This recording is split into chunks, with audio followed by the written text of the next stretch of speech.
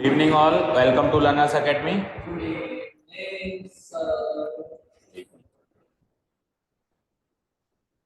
Okay, बच्चों. So we had started our fourth chapter. Fourth chapter चल रहा है in the sequence, which was articles yesterday. तो articles को कल शुरू किया. क्या क्या सीखा articles में? Articles कितने टाइप्स के होते हैं? Classification of articles. उसमें से पहला पार्ट पकड़ लिया अपन, indefinite. दो टाइप के articles होते हैं. कौन कौन से? Indefinite and definite. अभी definite को छुआ भी नहीं, हल्का फुल्का बस देखा है. Basic difference. बाकी अभी अपन ने इंडेफिनिट आर्टिकल्स को उठा के और उसके क्या क्या सीख लिए, यूसेज तो सीख लिए, एंड वन मोर थिंग हमने सीख ली, ए और एन के बीच का डिफरेंस. ठीक है, ए और एन के बीच का डिफरेंस सीख लिया, यूसेज सीख लिया. अब नॉन यूसेज की बात. तो मैंने कल भी हिंट दिया था कि यूसेज से ज्यादा इंपॉर्टेंट क्या है? Non usage. क्योंकि यूसेज जैसे अभी कल हमने, अच्छा यूसेज रिवाइज करो फटाफट. 7 यूजेस थे. पहला यूज बोलो. Second ratio. हाँ, 3 हो गए. फोर्थ है, 4th 5th 6th 7 बताओ.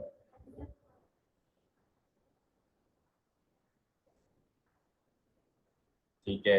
अगला, पहली बार यूज हो तो इंडेफिनेट, बाद में यूज हो तो डेफिनेट आर्टिकल. अगला, जाति, पूरी जाति का बोध करा है, पूरी क्लास का बोध करा है. अगला,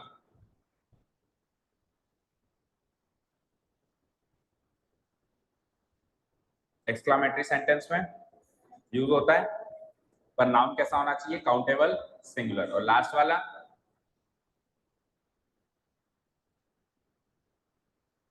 किसी व्यक्ति के सरनेम से पहले यूज हो सकता है बशर्ते आप उस व्यक्ति को जानते नहीं हो. Like a mister Sharma. Done. चलते हैं हम नॉन यूसेज की तरफ. तो सेंटेंस देखो बेटा. A John is my best friend. क्या एरर है सर? ए. पढ़ने से पता चल गया कि A John is my best friend नहीं होगा. क्या होगा? John is my best friend. पढ़ने से पता चल गया. अभी रूल डिस्क्लोज करेंगे, पहले एक बार सेंटेंस देखो. ठीक है, अगला देखना. A gold is a precious metal. क्या एरर है? क्या एरर है? वही ए. यहाँ पे भी ए जो है पढ़ने में अच्छा नहीं लग रहा, and gold is a precious metal ज्यादा बेहतर लग रहा है. ठीक है, उससे अगला आ जाओ. And honesty is the best policy. क्या एरर है? Honesty is the best policy. यहाँ पे भी सर ये एन दिखने में, सुनने में, पढ़ने में सुंदर नहीं लग रहा. Honesty is the best policy. हम जब नाउन सीख रहे थे, पहला ही चैप्टर था, तो ये 3 तरह के नाउन जो होते हैं, इनसे पहले मैंने आपको पाबंद किया था आर्टिकल ए एन लगाने के लिए. याद है क्या? किस तरह के नाउन थे बेटा ये, जिनके पीछे आर्टिकल ए एन लगने के लिए मैंने पाबंद किया था? या कोई नंबर, आर्टिकल ए एन या कोई नंबर?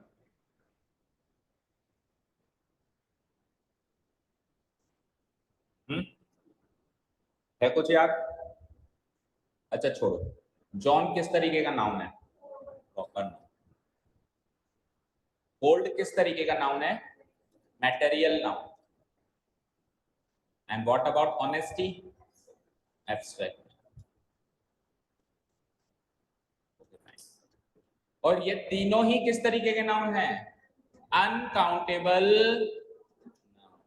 यस और नो? और आपको बताया गया था अनकाउंटेबल नाउन का प्लूरल नहीं होता. इसलिए इससे पहले आर्टिकल ए या एन या कोई नंबर नहीं लगाया जा सकता. तो उस समय तो नाउन के लिहाज से चीजें सिखा रहे थे, अभी आर्टिकल के लिहाज से सिखा रहे हैं. उस समय सिखाया था कि इन नाउन से पहले आर्टिकल ए एन मत लगाओ, अभी सिखा रहे हैं आर्टिकल ए एन के बाद इन नाउन को मत लगाओ. कुल मिला के दोनों तरीके से याद होना चाहिए. ठीक है, तो पहला और इंपॉर्टेंट नॉन यूसेज है, अगर सेंटेंस में प्रॉपर नाउन, मैटेरियल नाउन और एब्स्ट्रैक्ट नाउन हो तो आर्टिकल ए एन का प्रयोग नहीं किया जाता है. ये फर्स्ट नॉन यूसेज. समझ में आया?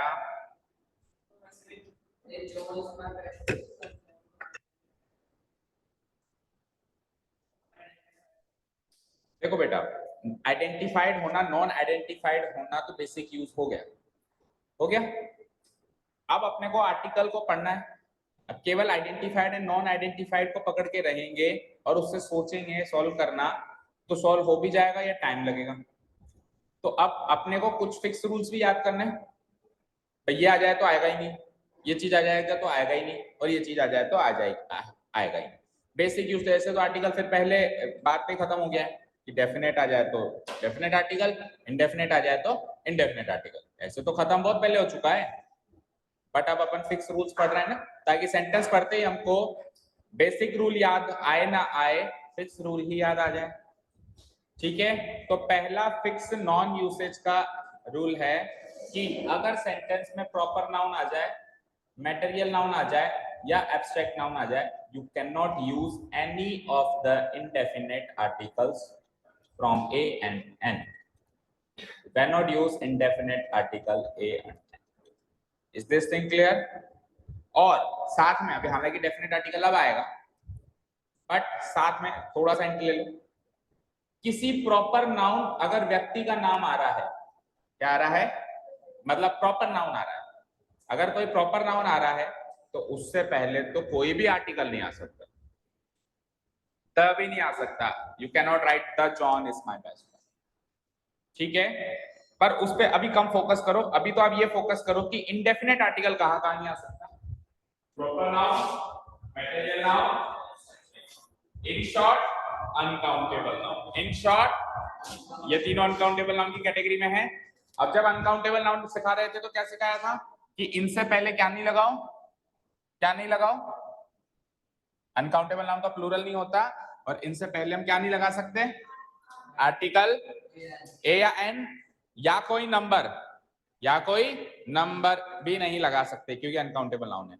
अब जब आर्टिकल के दृष्टिकोण से देख रहे हैं तो क्या याद करेंगे कि ये आर्टिकल्स इन, ये इंडेफिनिट आर्टिकल्स इन नाउन से पहले नहीं लग सकते, नॉन यूसेज है इनका। ठीक है, क्लियर है? तो पहला नॉन यूसेज तो बड़ा ही बेसिक सा नॉन यूसेज है, आपने नाउन में भी सीखा है, अब आर्टिकल के दृष्टिकोण से देख रहे हो। चलें आगे, clear? Okay, next. India needs अ हिटलर, क्या मतलब है इस सेंटेंस में? इंडिया को एक हिटलर की जरूरत, क्या ये सेंटेंस करेक्ट है? Is the sentence grammatically correct? शैली कम फास्ट।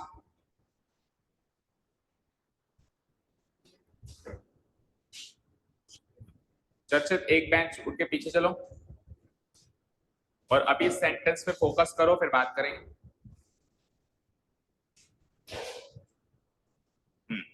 इंडिया नीड्स अ हिटलर, क्या एरर है इस सेंटेंस में? क्यों? अभी अभी हमने एक रूल पढ़ा है जस्ट 2 मिनट पहले, चर्चित रूल रिवाइज करवा दो फटाफट।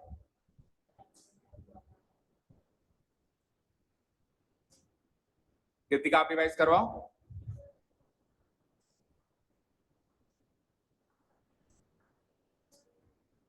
सीधे बैठो, इनसे पीछे हम आर्टिकल ए या एन नहीं, इनके मतलब ये इस जगह पे है ना, हम आर्टिकल ए या एन ही लगा सकते हैं। एंड हिटलर ऑब्वियसली एक विशेष व्यक्ति, पर्टिकुलर व्यक्ति का नाम है, so it is a proper noun. So proper noun है तो यहाँ पे आर्टिकल ए की गलती है, ये इसके नॉन यूसेज में आ गया। ठीक है, अच्छा जी, इस सेंटेंस को पढ़ो, उसका मीनिंग बताओ।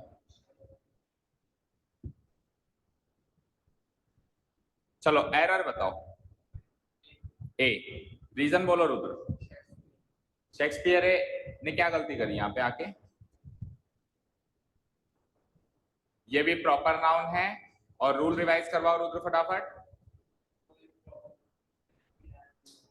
क्या केवल प्रॉपर नाउन ही है क्या उस लिस्ट में? तीनों बताओ, सारे पूरा रूल रिवाइज करवाओ। शैली सुन लिया आपने? Proper noun, abstract noun, in short uncountable noun. Uncountable होते हैं ये तीनों, उससे पहले हम आर्टिकल ए या एन या कोई नंबर नहीं लगाते, ऐसा अपन ने नाउन चैप्टर में भी सीखा है, ठीक है? वही रूल रिवाइज हो रहा है। अगला सेंटेंस पढ़ो।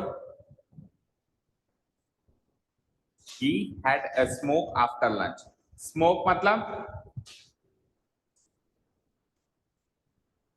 मतलब सिगरेट तो नहीं होता, वैसे तो नहीं होता, बाकी इस सेंटेंस में है। स्मोक मतलब इन जनरल, स्मोक मतलब class 11, focus on your paper. धुआं, स्मोक मतलब धुआं, गिन सकते हो धुएं को? गिन सकते हो, अनकाउंटेबल हुआ तो अनकाउंटेबल नाउन से पहले ए अलाउड है क्या? नो, सो एरर हो गई, अनकाउंटेबल नाउन से पहले आर्टिकल ए एन या कोई नंबर अलाउड नहीं है। ठीक है, अगला sentence, India is a democracy, मतलब इंडिया एक डेमोक्रेसी है। What do you understand by democracy? क्या है डेमोक्रेसी? मीन क्या? ओके, ठीक है, हिंदी में क्या बोलते हैं उसको? लोकतंत्र या प्रजातंत्र, ठीक है, for the people, by the people, of the people, उसको कहते हैं डेमोक्रेसी। और इंडिया जो है एक डेमोक्रेटिक कंट्री है ना? बिल्कुल ठीक है, यहाँ पे वोट लगता है, हम हमारा नेता खुद चुनते हैं, वो हमारे लिए काम करता है, ठीक है ऐसे। अब एक सेंटेंस, अच्छा हाँ, डेमोक्रेसी किस प्रकार का नाउन है? डेमोक्रेसी किस प्रकार का नाउन है? एब्स्ट्रैक्ट नाउन, ऑब्वियसली बात है। किसी विशेष व्यक्ति का नाम है, किसी जाति का नाम है, अच्छा किसी ग्रुप का नाम है, कलेक्टिव नाउन, और या फिर किसी मैटेरियल का नाम है? नहीं है। प्रजातंत्र इसे एक भाव का नाम है। कभी किसी ने देखा प्रजातंत्र कौन से रंग का होता है? नहीं देखा, कभी छुआ है कभी प्रजातंत्र को? नो। सो किसी नाउन को हम देख छू नहीं सकते, केवल भाव, केवल फील कर सकते हैं। दोज आर भाववाचक संज्ञा, दैट मींस एब्स्ट्रैक्ट नाउन।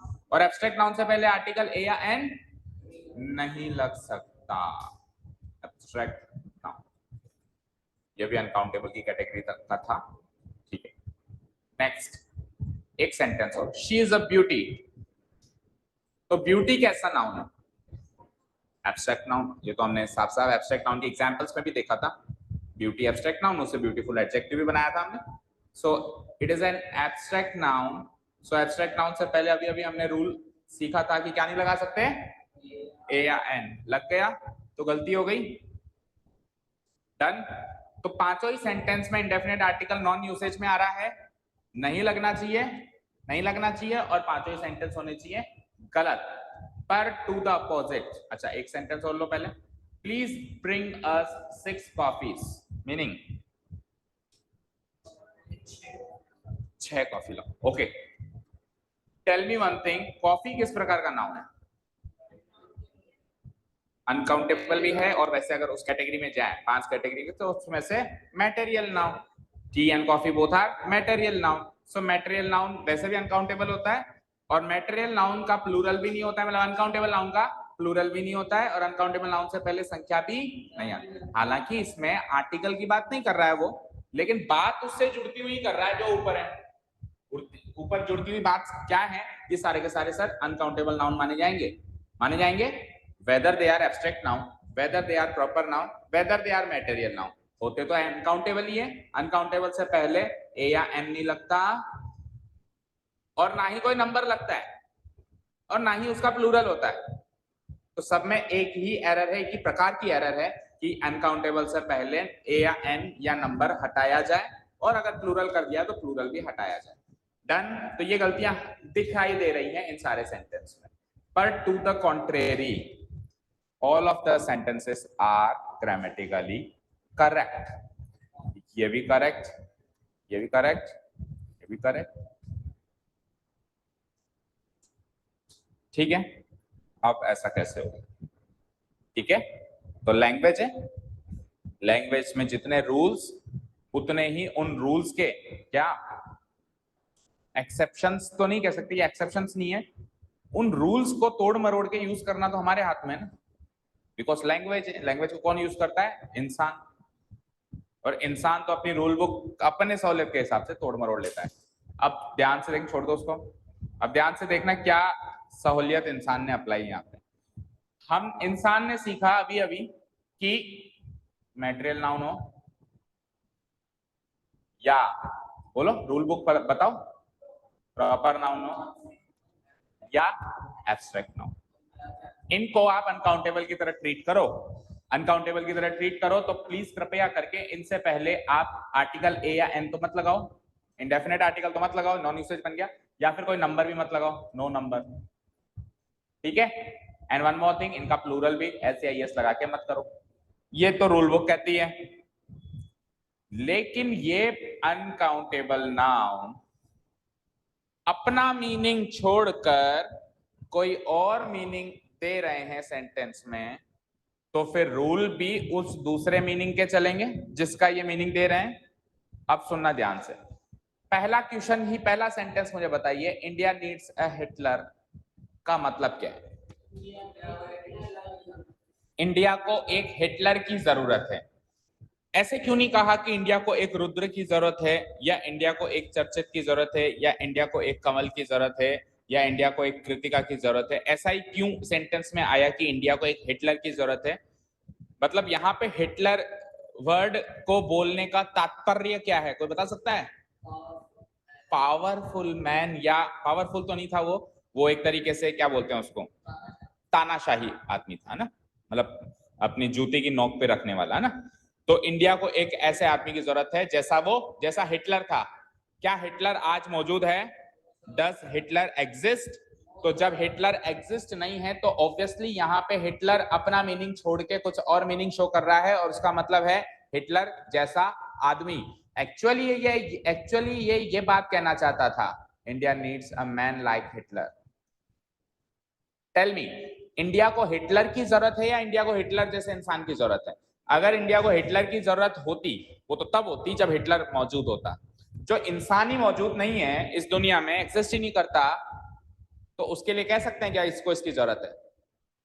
उसको उस जैसे इंसान की जरूरत है। अब यहाँ पे हिटलर का मतलब मैन लाइक हिटलर है, तो फिर मैन लाइक हिटलर, तो मैन तो काउंटेबल है, क्या ये अनकाउंटेबल है? क्या ये एब्स्ट्रैक्ट नाउन है? बोलो, क्या ये मैटेरियल नाउन है या क्या है प्रॉपर नाउन है? मैन से पहले तो ए लगा सकते हैं।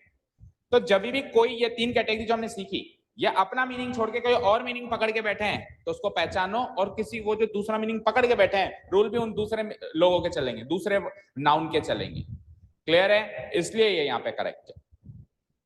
क्लियर? समझ आया अच्छे से? चलो सेकंड देखो, सेकंड सेंटेंस का मीनिंग बताइए। There is a Shakespeare on the shelf. Very good. Shelf का मतलब क्या होता है? इधर बैठो। शेल्फ का मतलब क्या होता है? और इधर आ जाओ। और प्रॉब्लम है क्या? पूरा आ जाओ। हाँ, शेल्फ का मतलब क्या होता है? Shelf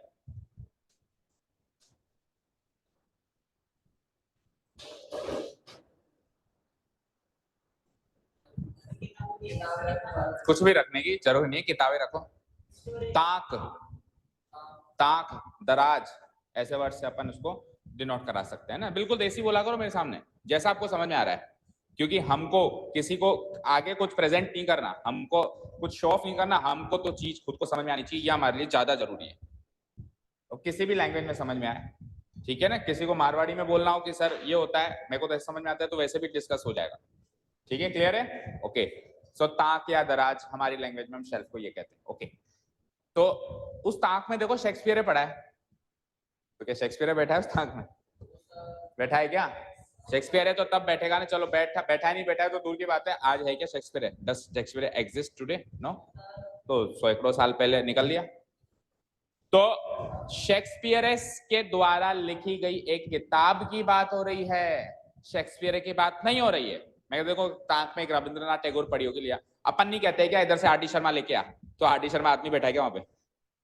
tell me one thing, यहाँ पे मैं कहूँ अलमारी में से आर डी शर्मा पढ़िए निकालना, तो इसका मतलब क्या आर डी शर्मा चढ़ के बैठा है उसमें?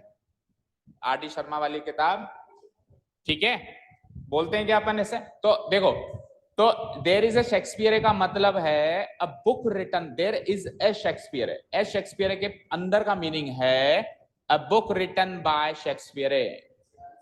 यस और नो? आप मानते हैं कि शेक्सपियर तो हमारे भाई साहब अनकाउंटेबल हैं because they are proper noun, but book तो काउंटेबल है because it is common noun written by Shakespeare. ठीक है, सो रूल शेक्सपियर के हिसाब से क्यों लगा रहे हो? बुक के हिसाब से लगाओ, उस हिसाब से ये करेक्ट है, सेंटेंस करेक्ट है। पर ऐसा बोलते क्यों है? क्योंकि हमने हमारी सहूलियत के लिए सेंटेंसेस को छोटा कर दिया है ना।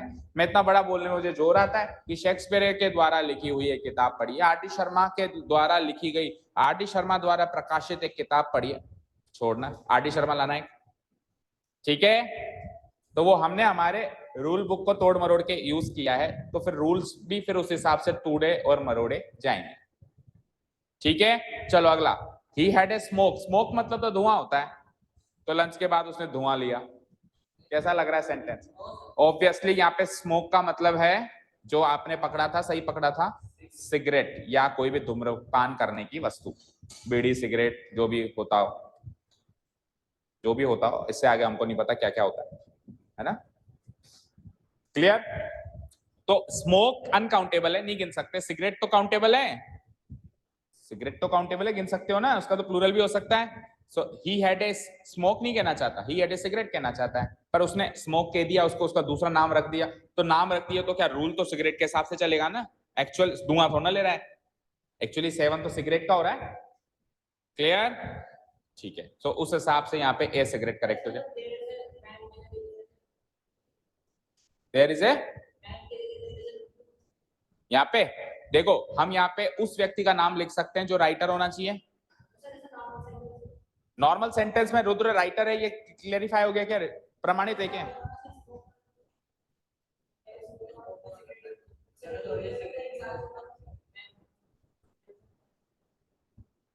इस सेंटेंस की बात कर रहे हो या इस सेंटेंस की बात कर रहे हो? नीचे वाले, हाँ, इसमें देयर इज नहीं है, इसमें ही हैड है। हैव का मतलब क्या होता है? जैसे I am having my dinner, meaning have का मतलब होता है ईट, खाना खाना, सेवन करना, मतलब किसी भी रूप में सेवन करना, ड्रिंक, ईट, ये जो भी धूम्रपान करते हैं, सेवन कर रहे हैं ना, उसको कंज्यूम कर रहे हैं ना अंदर। हैव का मतलब वो होता है। अब हैव की सेकंड फॉर्म है हैड, तो उसने सेवन किया, किसका सेवन किया? स्मोक का सेवन किया। तो स्मोक तो मैंने अभी सपोज करो वेटर को अगर अपन ऐसे बुलाएंगे कि स्मोक लाना, तो स्मोक वो समझ गया कि स्मोक मतलब कोई धुआं थोड़ा ना पकड़ के लाएगा, ये लो धुआं, क्या लाएगा वो? सिगरेट लाएगा। तो मीनिंग यहाँ पे स्मोक का नहीं लेंगे हम, किसका लेंगे? जहां पे एक्चुअल स्मोक का मीनिंग स्मोक से निकल रहा हो वहां पे आप ए मत लगाओ, बट मीनिंग सिगरेट का निकल रहा है तो रूल्स भी सिगरेट के चले। हाँ, कुछ भी, तो जो भी आएगा वो खुद भी नहीं समझ पा रहा, इसलिए समझा भी नहीं पा रहा, तो समझाओ क्या कहना चाह रहे?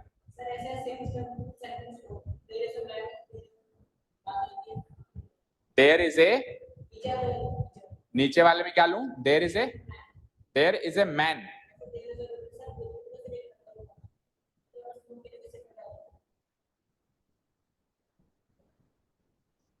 आई didn't get, still not getting what you are saying. अगर आप कह रहे हो कि देयर इज ए मैन, कहा मैंने देयर इज ए मैन, और अगर आप कह रहे हो देयर इज ए रुद्र, ऐसे कह रहे हो, अब सुनो, जितना मैं समझ पा रहा हूँ समझा देता हूँ, फिर आगे आप लास्ट में आके पूछ लेना अगर कुछ और ही पूछना चाह रहे हो तो। अगर मैं कहता हूँ देयर इज ए मैन, तो ये करेक्ट है, कोई दिक्कत नहीं है। अब there is a Rudra incorrect है, क्योंकि प्रॉपर नाउन है, इससे पहले ए नहीं आ सकता। लेकिन रुद्र का मीनिंग यहाँ पे रुद्र से होना चाहिए, जो एक्चुअली रुद्र एग्जिस्ट करता है। यहां पे अगर रुद्र का मीनिंग आ रहा है man like Rudra, man like Rudra, sentence का भाव ऐसा है कि रुद्र जैसा इंसान, तब यहां पे ये सेंटेंस करेक्ट हो जाएगा, क्योंकि ए फिर मैन के आगे लग रहा है, रुद्र के आगे नहीं लग रहा। लेकिन रुद्र का मीनिंग रुद्र से ही है एक्चुअली, तो फिर वो ए नहीं ले सकता। सेंटेंस के मीनिंग से नहीं पता चल रहा है क्या? इंडिया नीड्स ए हिटलर, इंसान का नाम ही ऐसा। अगर हमें कहता हूं ना इंडिया को एक ऐसे आदमी की जरूरत है, तो ऑब्वियसली वो आदमी ऐसा होगा जो हिस्टोरिक होगा, जिसने वाकई में कुछ हासिल किया होगा, या किसी न किसी बात के लिए वो फेमस होगा। मान लो मैं कहूं जिम्बाब्वे क्रिकेट टीम को एक सचिन की जरूरत है, तो ऑब्वियस बात है कि अब सचिन वहां थोड़ा खेलने जाएगा, ऑब्वियस बात है कि एक ऐसा बैट्समैन जैसा सचिन तेंदुलकर था, तभी जिम्बाब्वे क्रिकेट टीम उठ पाएगी। तो मीनिंग से पता चढ़ जाता है, इतना मुश्किल भी नहीं होता है। क्लियर है? अभी क्लियर है? ओके, फटाफट खत्म करो अब ये 3 सेंटेंस। इंडिया हो गया आपका, रखो यहाँ पे, जाओ, और इंग्लिश पढ़ना है तो बैठ जाओ। इंडिया इज ए डेमोक्रेसी, मतलब भारत एक प्रजातंत्र है। अब भारत प्रजातंत्र कैसे हो सकती है? भारत प्रजातंत्र कैसे होगी? अभी मैं कहूं, चलो इंडिया इज ए डेमोक्रेसी नहीं समझ आया, पहले बार शी इज ए ब्यूटी पकड़ो, फिर ऊपर वाला सेंटेंस में समझ में आएगा। शी इज ए ब्यूटी, वो सुंदरता है। कैसा लगा सेंटेंस? वो सुंदरता कैसे होगी? वो तो सुंदर होगी। तो मैं शी इज ब्यूटीफुल बोल सकता हूं, शी इज अ ब्यूटी नहीं बोल सकता हूं, शी इज अ ब्यूटी नहीं बोल सकता हूं। ऑब्वियसली यहां पे ब्यूटी का मीनिंग ब्यूटी से नहीं है।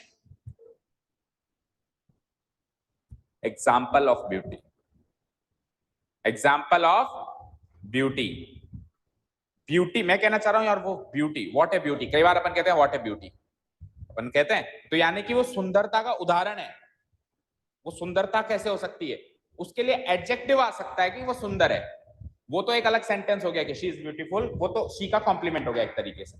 लेकिन देखो शी एक इंसान है, शी क्या है, एक, देखो जब भी हम कॉम्प्लीमेंट देंगे तो इसको दे रहा हूं ना मैं कॉम्प्लीमेंट, तो इंसान को एब्स्ट्रैक्ट नाउन का कॉम्प्लीमेंट कैसे दे सकता हूं, दे सकता हूं क्या? शी एक इंसान है, ब्यूटी एक एब्स्ट्रैक्ट नाउन, एक भाव है, तो वो इंसान भाव है। इंसान भाव कैसे होगा? हाँ, उस भाव का उदाहरण जरूर हो सकता है, जो उस भाव का उदाहरण मतलब वो एक ऐसा इंसान है जो उसको रिप्रेजेंट करता है, उस भाव को रिप्रेजेंट करता है। तो मैं इसको ब्यूटी को हटा के अगर यहाँ पे लिख देता हूं एग्जाम्पल ऑफ ब्यूटी, तो वो सेंटेंस करेक्ट होगा, लेकिन इतना बड़ा मैं लिखना जरूरी नहीं समझ रहा हूं ना, इसलिए मैंने क्या कर दिया, शी इज अ ब्यूटी। ठीक है, सो यहाँ पे इसका मीनिंग एग्जाम्पल ऑफ ब्यूटी से है, और एग्जाम्पल आ गया तो एन आ गया, तो एक्चुअल सेंटेंस ये था, she is an example of beauty. Actual sentence क्या था? She is an example of beauty. लेकिन मैंने ये चीज लिखना जरूरी नहीं समझी भाई, ठीक है, अंडरस्टूड हो जाएगा, तो मैं डायरेक्ट बोलना चाहता हूं शी इज, अब जैसे ये हट गया तो फिर एन बी किस में चेंज हो गया, ए में चेंज हो गया, शी इज अ ब्यूटी। अब सिमिलर सेंटेंस ऊपर देखो, भारत तो एक देश है और वो एक भाव है, तो देश भाव नहीं हो सकता, देश उस भाव का या उस गुण का एक एग्जाम्पल हो सकता है। So India is an example of democracy, या तो कहो India is a democratic country, या तो कहो India is a democratic country, और या फिर कहो India is an example of democracy, example of democracy. लेकिन क्योंकि मेरे को पूरा नहीं कहना, आलसी हूं मैं, तो फिर मैं क्या कहूंगा, एग्जाम्पल ऑफ को तो हटा दूंगा और she is sorry India is, और एन की जगह भी ए लगा के इंडिया इज अ डेमोक्रेसी कह दूंगा। ठीक है, तो यहाँ पे ए और एन जो है वो डेमोक्रेसी या ब्यूटी के लिए नहीं आ रहे, एग्जाम्पल के लिए आ रहे, इसलिए करेक्ट है। और लास्ट सेंटेंस देखो, हम कई बार होटल में या रेस्टोरेंट में जाके कहते हैं छोटू 4 चाय लाना, तो हम क्या उसका मतलब ये मानते हैं या छोटू असम जाके चाय तोड़ के लाता है? चाय का मतलब तो वो मैटेरियल नाउन होता है, चाय का मतलब तो वो मैटेरियल नाउन होता है, हमने उससे 4 चाय, चाय को गिन सकता हूं क्या, मुझे बताओ, मैटेरियल नाउन को गिन सकते हैं क्या? तो मैंने कैसे कह दिया 4 चाय लाओ, गिन ही नहीं सकता हूं, 4 कप चाय लाओ, समझ गए? उस मैटेरियल नाउन को एक किसी क्वांटिटी में मैंने फिक्स कर दिया जिसको हम कहते हैं 1 कप, तो वो मैं 4 कप मंगा रहा हूं, समझ गए? तो यहाँ पे 6 कॉफीज का मतलब कॉफी को थोड़ा ना गिन सकता हूं मैं, यहाँ पे कॉफीज का मतलब कप्स ऑफ कॉफी है, क्या है? Cups of coffee. तो बेटा 6 तो कप्स के लिए आया इसलिए करेक्ट है, अगर वाकई में 6 कॉफी के लिए आता किसी भी सेंटेंस में तो इनकरेक्ट रहता, लेकिन यहाँ पे इनडायरेक्टली वो कप्स के लिए आता। ठीक है, क्लियर है, समझ गए क्या? ठीक है, ओके, तो कंप्लीट करो रूल। प्रॉपर मैटेरियल एब्स्ट्रैक्ट मानते हैं कि इनडेफिनेट आर्टिकल को नहीं लेते हैं, लेकिन अगर अपने यूजुअल मीनिंग से हटाकर कोई डिफरेंट मीनिंग दर्शा रहे हो तो ये नाउन काउंटेबल हो जाते हैं। ठीक है, काउंटेबल हो जाते हैं तो फिर ए या एन आ सकता है और प्लूरल भी हो सकता है, सारे काउंटेबल के रूल्स चला सकते हैं फिर हम। ठीक है, देखो प्लूरल भी हो गया, नंबर भी आ गया, इंडेफिनेट आर्टिकल भी आ गए जहां जहां जैसे जैसे आ गए। क्लियर? तो अभी कितने यूसेज हो, नॉन यूसेज हो गए? कितने नॉन यूसेज हो गए? कितने नॉन यूसेज हो गए? कौन कौन से? पहले वाला क्या था?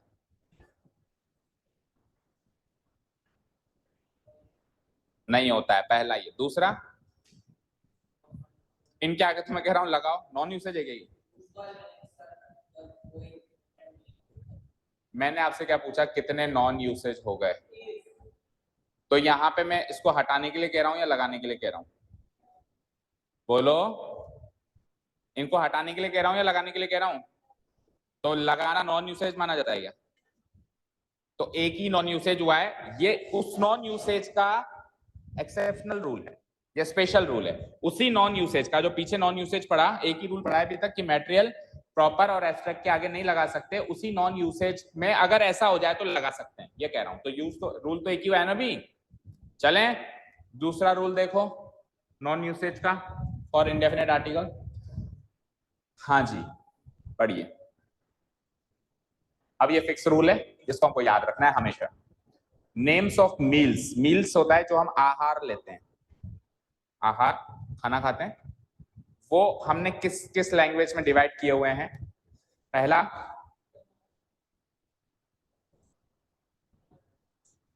जनरली ये यूज होते हैं, या फिर थोड़ा बहुत अगर कई बार हम स्नैक्स भी बोल देते हैं या जो भी है, तो करीब करीब जो जनरली यूज होते हैं वो ये यूज होते हैं। तो अब मुझे बताओ, आगे रूल को छोड़ो, पहले तो मुझे बताओ ये सारे जो नेम्स ऑफ मील्स हैं इनके बारे में आप अवगत हैं या किसी को किसी के बारे में बताना है कि ये नेम्स ऑफ मील्स क्या क्या दर्शाते हैं, आपको पता है या बताना है।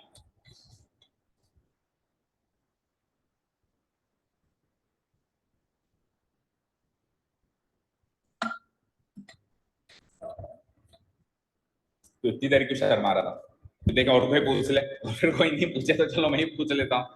हाँ कृतिका बताओ सपर का मतलब क्या होता है, तो फिर आपकी पूछ क्यों नहीं रहते, अभी वेट कर रहे थे किसी और का। शैली यू टेल मी। इवनिंग के टाइम पे जो आहार लें वो सपर होता है, और डिनर कब लेते हैं, रात को लेते हैं। क्यों, कई बार तो 6 बजे ही ले लेते हैं, कई बार तो 6 बजे ही ले लेते हैं। अभी जिम में गए और वहां पे 6 बजे ही है, नहीं तो फिर खत्म हो जाएगा भोजन, तो फिर हो गया ना 6 बजे ही। ओके चलो, व्हाट अबाउट ब्रेकफास्ट, सुबह। Okay the meal which taken at morning, and what about lunch.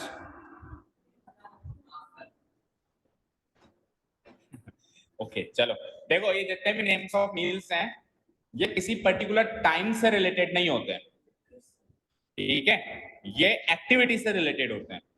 अच्छा हम इंग्लिश पढ़ रहे हैं, तो इंग्लिश किन्होंने डेवलप करी, किन की लैंग्वेज, अंग्रेजों की।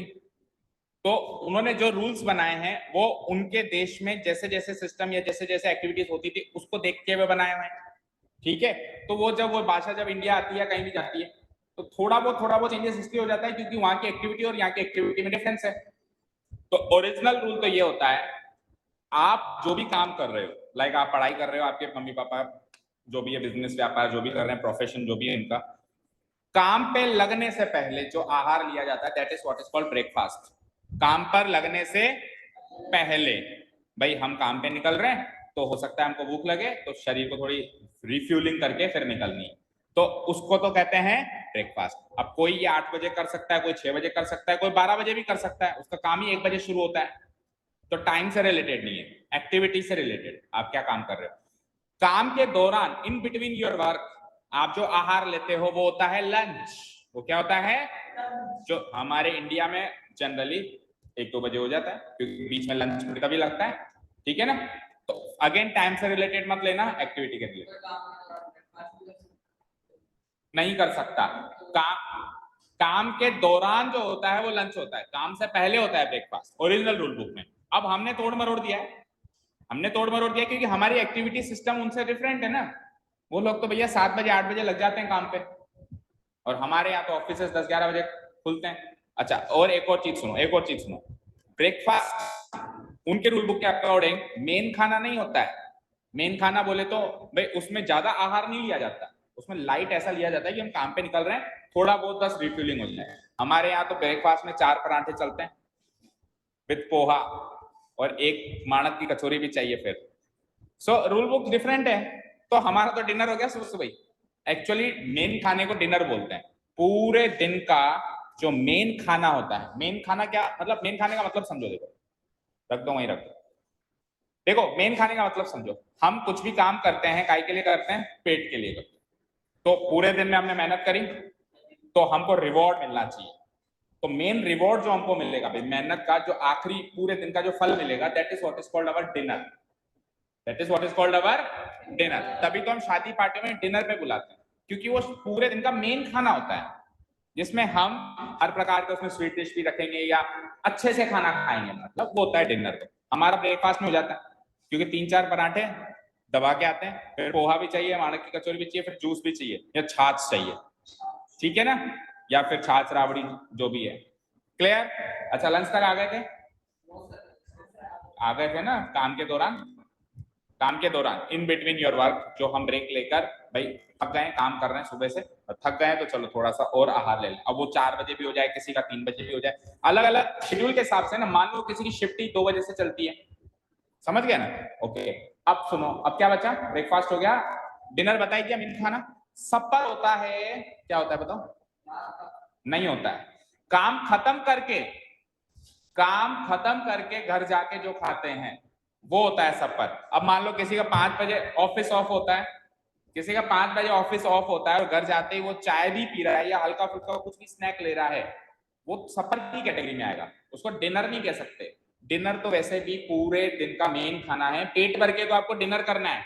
ब्रेकफास्ट, सपर, लंच, ये तो थोड़ा थोड़ा थोड़ा थोड़ा, जैसे ब्रेकफास्ट में वो लोग लेते हैं एक ब्रेड, दैट्स इट, एक कोई जैम ब्रेड, फिर लंच में भी ज्यादा से ज्यादा एक चपाती या 2 चपाती, और बाद शाम को आने के बाद भी या तो कोई दूध का ग्लास, या वो होता है सबका। लेकिन हमारे तो चारों में डिनर चलता है हमारे तो चारों में डिनर चलता है, सुबह भी पराठे चाहिए, फिर लंच में भी पराठे चाहिए, घर गए तो फिर पराठे चाहिए, और रात को भूख लग गई तो फिर पराठे चाहिए। एक्चुअली हमारे इंडियन सिस्टम के हिसाब से सपर और डिनर तो मिक्स हो जाता है, क्योंकि हम बिलीव नहीं करते कि काम खत्म होके फिर कुछ खाएं, हम तो फिर दबा के खाएंगे ना धो के, ठीक है?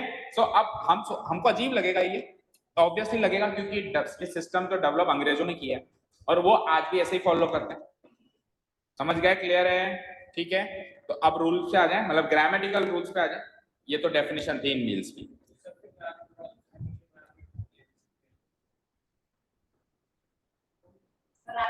रात के खाने के बाद भी खाते हैं, उसको क्या कहते हैं?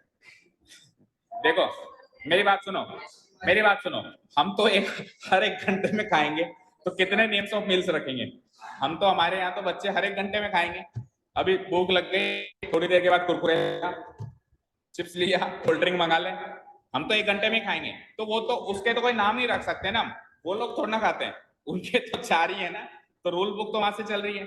अब इसलिए हम हमारे हिसाब से उसको डेवलप नहीं कर सकते, इसको क्या कहेंगे। देखो डिनर होता है पूरे दिन का मेन खाना। क्या? हिंदी की व्याकरण पढ़नी पड़ेगी, कोई हिंदी का व्याख्याता प्राप्त इंसान से पूछना पड़ेगा, ठीक है? ठीक है, जो हिंदी की व्याकरण पढ़ाता हो उसकी रूल बुक में देखना पड़ेगा क्या हो। क्लियर? ठीक है, अच्छा, डिनर समझ गए ना क्या होता है? डिनर पूरे दिन का मेन खाना होता है, और वो किसी का 6 बजे होता है, किसी का 10 बजे होता है, किसी का 12 बजे होता है, किसी का 2 बजे भी हो जाए रात को, तो कह नहीं सकते। मान लो किसी की शिफ्ट 11 बजे 12 बजे काम से आता है, तो ऑब्वियसली वो पूरे दिन का खाना खाता ही, ये बात है। और बिजनेसमैन भी कई बार खाते हैं 12-12 बजे खाना, जिनकी दुकानें लेट खुद बंद होती हैं। समझ गए? इसीलिए डिनर, क्योंकि पूरे दिन का मेन खाना होता है, पूरे दिन का रिवार्ड होता है एक इंसान को, पूरे दिन मेहनत हो गई, अब ये तेरा आज का फल है, तेरा फल मीठा होगा, मेहनत का है, ठीक है? तो इसीलिए हम शादी पार्टियों में क्या कहते हैं? डिनर पे आना। कभी बोला ब्रेकफास्ट पे आना कभी लंच पे बुलाते हैं क्या? क्योंकि शरीर, सॉरी, पूरे दिन का मेन खाना तो डिनर है ना भाई, आप दबा उसमें उसी में खिला सकते हो, इसलिए हम डिनर पे बुलाते हैं। ओके, क्लियर है? चलो अब आर्टिकल पे आ जाए, पढ़ो रूल, पढ़ो रूल, तो वेरी मच क्लियर। तो ये है non usage number 2, non usage number 2। Sentence बताओ, मतलब सेंटेंस में एरर निकालो। I take a breakfast at 7:30। Very much clear कि ब्रेकफास्ट उन 4 में से आ रहा है, नेम्स ऑफ मील्स में से। So I will not use indefinite article, I take breakfast कहूंगा मैं, I take breakfast at 7:30 AM, I take lunch, I take break. Definite तो शुरू करेंगे ना, फिर बताएंगे। अभी फोकस करो इंडेफिनेट कहाँ आता है कहाँ नहीं आता, ठीक है? सब कुछ मिक्स करोगे तो कुछ नहीं समझ में आए। ओके, नेक्स्ट आ जाओ। इसको करेक्ट करूंगा तो करेक्ट कर देना, मतलब उसने किया नहीं है, आई टेक ब्रेकफास्ट हो जाएगा। He has taken a lunch today. Akshay Kumar समझ पाएगा सीधा? हाँ, he has taken a lunch today, बोलो A. So he has taken lunch today. Okay, so this is also wrong and I can make it correct. He has taken lunch. I invited him to a dinner yesterday.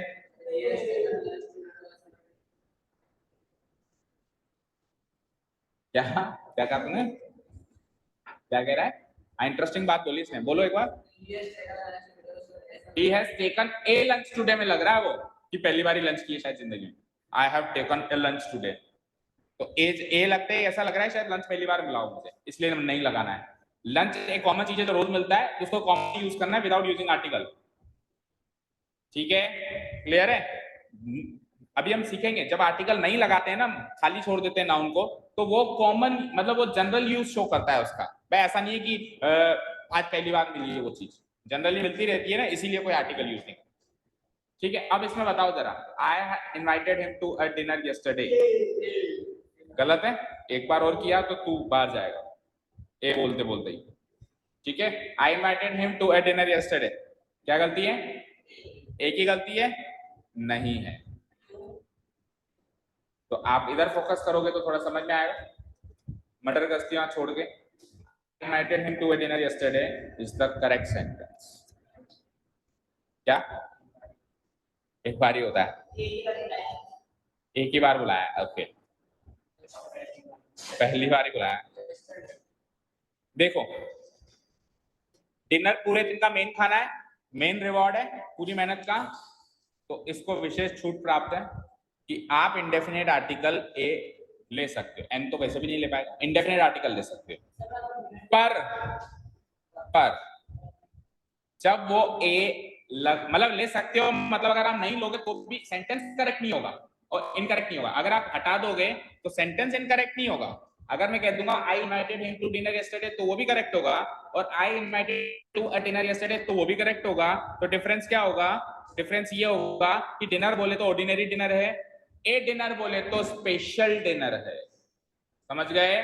Dinner बोले तो ordinary dinner, और a dinner का मतलब हो जाता है, meaning निकल के आता है, और स्पेशल केवल डिनर ही हो सकता है। कल को लंच मत लगा के स्पेशल लंच मत बनाना, क्योंकि पूरे दिन का मेन खाना क्या है रूल बुक के हिसाब से, अंग्रेजों की रूल बुक के हिसाब से डिनर है, तो स्पेशल वही हो सकता है। शादी पार्टी में उसी पे अपन इनवाइट कर सकते हैं, तो इसीलिए एक ऑप्शन से अधिकार प्राप्त है।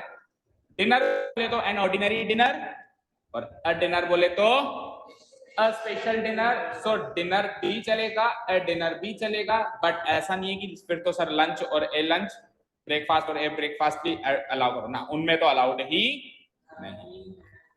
क्लियर हो गया क्या? रूल नंबर 2 अच्छे से, मतलब नॉन यूसेज।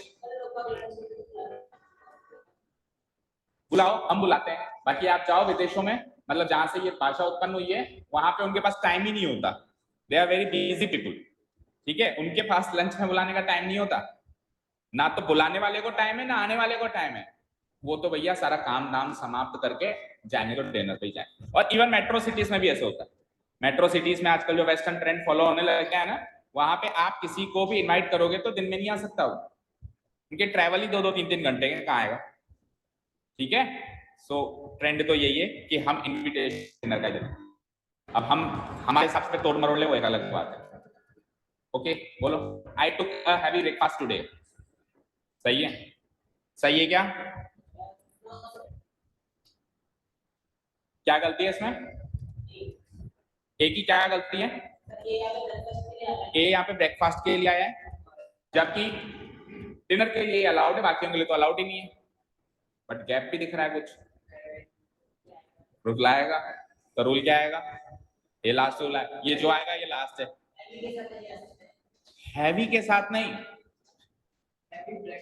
अगर लाइट होता तो भी आता, यानी कि यस, अगर आपने इनके बारे में कुछ स्पेशल बात बता दी, जैसे heavy breakfast, light breakfast, heavy lunch, delicious lunch, nice breakfast, इनका अगर आपने इनके आगे एडजेक्टिव लगा दिया, अगर इनके आगे हमने एडजेक्टिव लगा दिया, तो फिर इंडेफिनेट आर्टिकल ए या एन लगना, जो भी वहां पे लगेगा वो लगना कंपल्सरी। यदि नेम्स ऑफ मीन्स से पहले कोई एडजेक्टिव हो तो इससे पहले आर्टिकल ए या एन जो भी लगना है एज पर द साउंड, वो आपको डिसाइड कर ही लेना है। साउंड किसकी? अगले वर्ड की। ठीक है ना? उसका लगना, उसका लगना। जैसे कि लास्ट सेंटेंस क्या है? I have taken a delicious. अब आ गई बात डिलीशियस, हटा दो, अब ये ए गलत है। लेकिन if you are using an adjective for any type of names of meals, any type of names of meals, so a नहीं आया तो फिर रॉन्ग है। अनिवार्य का मतलब क्या होता है? एक चीज होती है लगा सकते हैं, एक चीज होती है लगाना अनिवार्य है। तो लगा सकते, जैसे जैसे यहाँ पे तो ये लगा सकते हैं, आप हटा दो तो भी करेक्ट है, मीनिंग चेंज हो जाएगा, ऑर्डिनरी डिनर का मीनिंग निकल के आएगा। लेकिन यहाँ पे तो अनिवार्य कह दिया ना, अनिवार्य का मतलब कंपलसरी है, नहीं लगाओगे तो गलत है। तो इन शॉर्ट मैं पूरी इस रूल को रिवाइज करवा दूं, या आप रिवाइज करवा सकता है कोई भी इनमें से एक ही बात में? बोलो, रुद्र करवा सकता है? डिवीजन करवा सकता है? नहीं, ट्राई तो कर।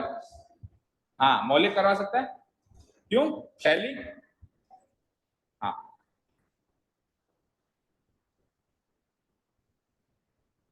ऐसे काम ही क्यों करते हो कि शक्ल चुकानी पड़े?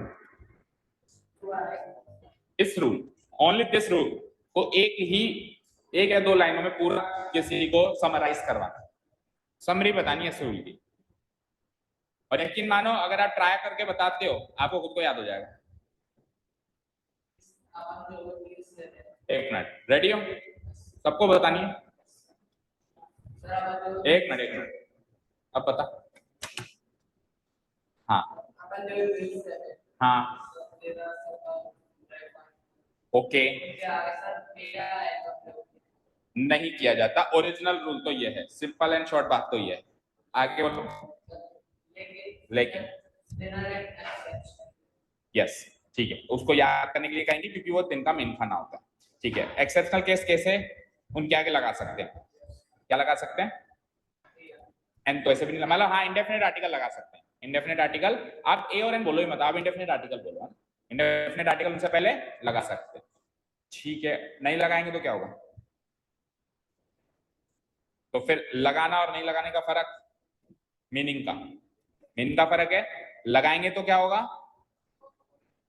लगाएंगे तो ऑर्डिनरी होगा, स्पेशल होगा। नहीं लगाएंगे तो क्या होगा? ऑर्डिनरी। अब एक रूल और रह गया बस लास्ट।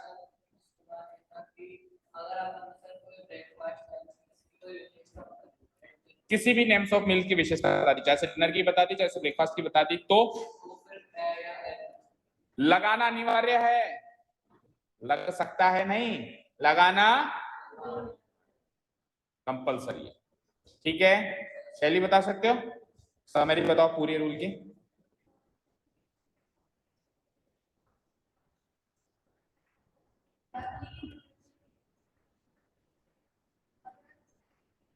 पहले ओरिजिनल तो बताओ, इनसे पहले क्या होता है? नेम्स ऑफ मिल से पहले क्या होता है? इंडेफिनेट आर्टिकल का यूज नहीं होता है। आप बताओ आगे। ओके,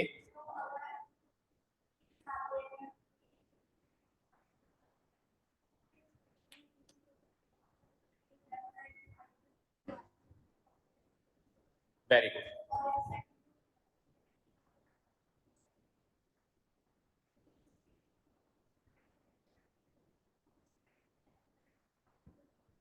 लगेगा ही लगेगा। ठीक है, क्लियर है, कोई डाउट नहीं है। चलें आगे। इनडेफिनेट का काम खत्म, डेफिनेट का काम शुरू। सो सेकंड आर्टिकल क्लासिफिकेशन में क्या आता है हमारे? Definite article the. तो जैसे अब इसके बारे में बता चुके हैं, वो तो तीनों के बारे में साथ ही बताना शुरू किया था कि क्या मीन होता है इसका, जब आपका नाउन हो है डेफिनेट हो, जब आपका नाउन क्या हो? डेफिनेट हो, आइडेंटिफाइड हो, ऐसे सुन, आइडेंटिफाइड हो ना। जैसे कि इससे किसी निश्चित व्यक्ति या वस्तु का बोध होगा, निश्चित यानी आइडेंटिफाइड हो या डेफिनेट हो, कुछ भी हम बोल सकते हैं। जैसे कि मैंने कहा ही इज द डॉक्टर, ये सेंटेंस पहले लिया था, एक बार फटाफट से रिवाइज कर, फिर इसके यूसेज चलते हैं। ही इज द डॉक्टर, जैसे मैं कहूंगा ही इज ए डॉक्टर तो वो सेंटेंस भी करेक्ट होगा, और मैं कहूंगा ही इज द डॉक्टर तो वो सेंटेंस भी करेक्ट होगा, लेकिन वहां पे वो डॉक्टर आइडेंटिफाइड नहीं होगा, और यहाँ पे किसी पर्टिकुलर डॉक्टर की बातचीत चल रही है। ठीक है, क्लियर? ठीक है, तो सम पर्टिकुलर डॉक्टर या कोई विशेष चिकित्सक की यहाँ पे बात, ये चीज हमने पहले रिवाइज कर चुके हैं, है ना। अब आप बात करते हैं इसके यूसेज की, है ना। तो इसके बेसिकली 4 यूसेज हैं जो अपने को रूल्स के हिसाब से याद रखने हैं। इनके यूसेज जब मैं बताऊंगा तो उन यूसेज के नाम थोड़े से अटपटे से हैं, तो नाम ना भी याद हो, पर याद हो तो अच्छी बात है, उनका काम अच्छे से याद होना चाहिए। ठीक है, सो यूसेज ऑफ डेफिनेट आर्टिकल तक बुक्स के अंदर आपको ये यूसेज इस तरीके से दिखाई देंगे: anaphoric, homophoric, generic, cataphoric. The definite article के 4 काम हैं, वो सेंटेंस में 4 काम करता है। एनाफोरिक यूज करता है वो, होमोफोरिक यूज देता है वो, जेनेरिक यूज देता है वो, और चौथा और आखिरी कौन सा है? कैटाफोरिक यूज देता है। क्या? हाँ, हाँ, इसका मीनिंग जेनेटिक्स से ही अभी आएगा जब बताएंगे। ठीक है, अच्छा, कल मैंने कुछ आपको रूल्स भी बताया था, मैंने कहा था वो क्लैश करेंगे, तो इनमें से क्लैश करेंगे। मतलब वो रूल्स हम इंडेफिनिट आर्टिकल में भी पढ़ चुके हैं और वो रूल डेफिनेट आर्टिकल में भी आएंगे, फिर हम देखेंगे डिफरेंस क्या। ओके, सो सबसे पहला जो ये रूल है ना वो ही, मतलब वो नहीं, पहला नहीं आखिरी है, सॉरी।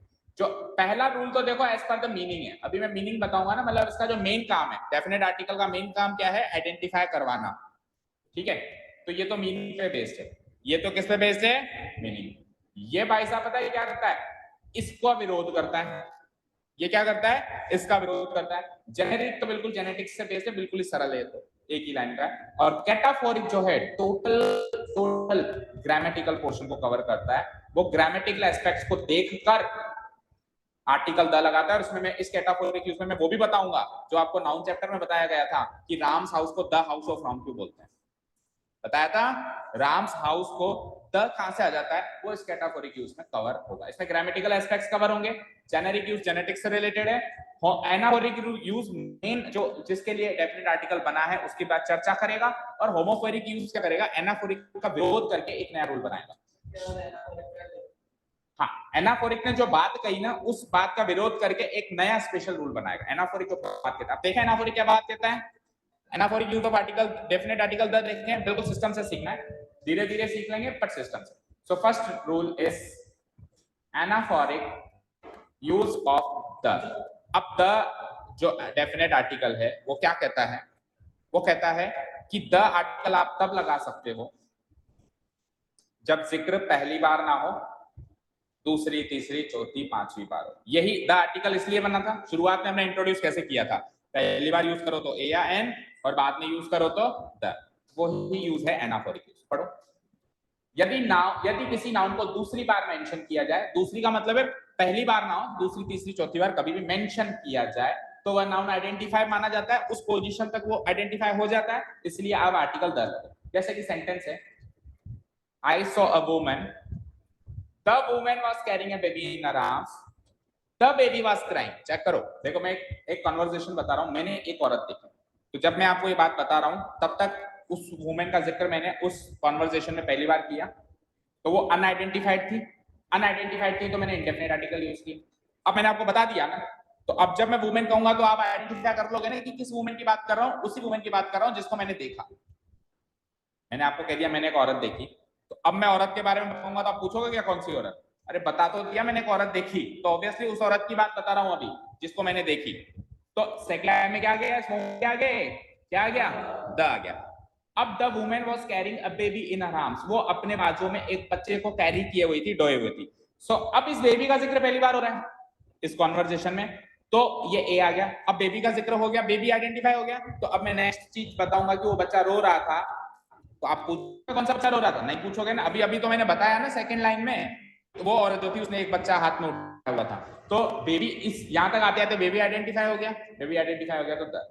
तो पहला यूज है एनाफोरिक यूज, ये सिंपल सी बात कहता है, और जिसके लिए आर्टिकल द बना है वो वाली बात कहता है। इसके मेन यूज की बात कहता है कि आइडेंटिफाइड नाउन के लिए आप आर्टिकल द लगाएं, किसके लिए, आइडेंटिफाइड नाउन के लिए। और जनरली आइडेंटिफाइड नाउन कब होता है, जब उसका जिक्र पहली बार ना करके दूसरी, तीसरी, चौथी, पांचवी बार करे, तो तब तक वो आइडेंटिफाई हो जाता है, तो तब आप द आर्टिकल का प्रयोग करें। या हाँ, अगर मैं यहाँ पे ए लगा दूंगा ना तो ये वुमेन अलग हो गई और ये अलग हो गई, समझ गए, तो ये वुमेन अलग हो गई और ये वुमेन अलग हो गई। अगर आप सेकंड सेंटेंस में इसी वुमेन का जिक्र कर रहे हैं तो आप ए नहीं लगा सकते, क्योंकि अब तो आइडेंटिफाइड है, अब आपको आइडेंटिफाइड आर्टिकल यूज करना, डेफिनेट आर्टिकल यूज करना पड़ेगा। अगर आप लगाओ तो गलत नहीं होगा, मीनिंग बदल जाएगा। अब कोई दूसरी औरत है जो बच्चा, एक मैंने एक औरत देखी, वो बात वहीं खत्म हो गई, अब एक दूसरी औरत है जो बच्चा कैरी किए हुए है, अब मैं यहाँ पे भी ये लगा दूं तो कोई तीसरा बच्चा है जो रो रहा है। ओके, कनेक्शन नहीं बैठेगा, समझ गए क्या, क्लियर है। और मैंने आपको एक क्लासिक एग्जांपल जब चैप्टर स्टार्ट हुआ था कल तभी भी दिया था, once there was a crow, the crow was thirsty. ये मैं नहीं कह रहा हूं, ये आप बचपन से पढ़ते हुए आ रहे हो, तो ये चीज वहां पे प्रूव हो रही है कि दूसरी, तीसरी, चौथी, पांचवी बार हम क्या लगाएंगे, द लगाएंगे। अब अभी अभी मैंने क्या कहा, होमोफोरिक जो है ना एनाफोरिक का विरोध करता है। देखो एनाफोरिक का मतलब होता है आइडेंटिफाइड, आइडेंटिफाई हो जाना। एनाफोरिक का मतलब क्या होता है, जिसको, जो हमारे लिए निश्चित हो कि किसकी बात हो रही है, तो उससे रिलेटेड यूज का नाम रख दिया एनाफोरिक। ठीक है।